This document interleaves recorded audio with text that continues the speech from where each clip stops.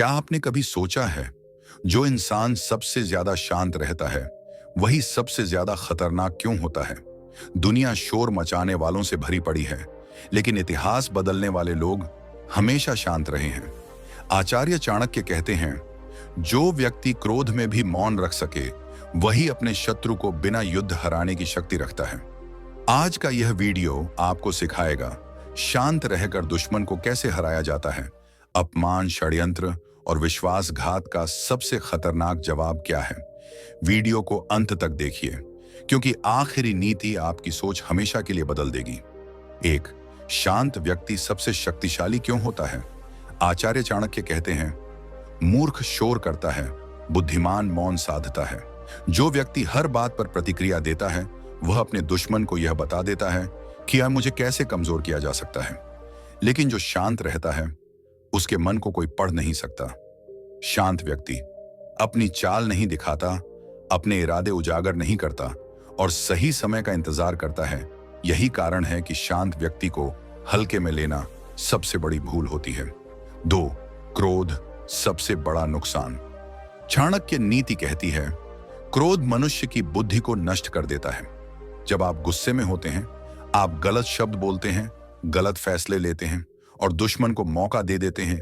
दुश्मन चाहता ही यही है कि आप भावनाओं में बह जाएं, आप अपनी मर्यादा खो दें। इसलिए शांत रहना कमजोरी नहीं, रणनीति है।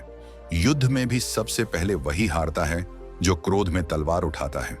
3, दुश्मन को पहचानने की चाणक्य नीति। चाणक्य कहते हैं, सांप और शत्रु पर कभी दया मत करो। दुश्मन हमेशा सामने से हमला नहीं करता, वह आता है मीठी बातों में, झूठी तारीफ में और झूठी सहानुभूति में। जो व्यक्ति शांत है वह देखता है, सुनता है, समझता है, लेकिन तुरंत प्रतिक्रिया नहीं देता। याद रखिए, जो ज्यादा बोलता है वह ज्यादा फंसता है, जो चुप रहता है वह ज्यादा सीखता है। 4, शांत रहकर दुश्मन को हराने की 3 रणनीतियां। नीति 1, अपनी योजनाएं गुप्त रखो। चाणक्य कहते हैं, जिसने अपनी योजना बता दी उसने युद्ध पहले ही हार लिया। दुश्मन को कभी मत बताओ आप क्या सोच रहे हैं, आप क्या करने वाले हैं। आप शांत रहो, काम बोलने दो। 2, समय को अपना हथियार बनाओ। हर युद्ध तुरंत नहीं लड़ा जाता।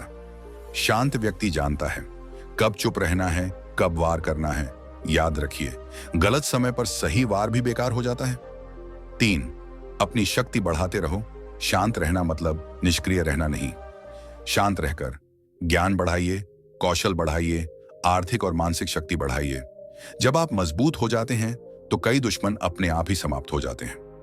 5, अपमान और धोखे का सबसे खतरनाक जवाब। चाणक्य कहते हैं, प्रतिशोध क्रोध से नहीं, बुद्धि से लिया जाता है।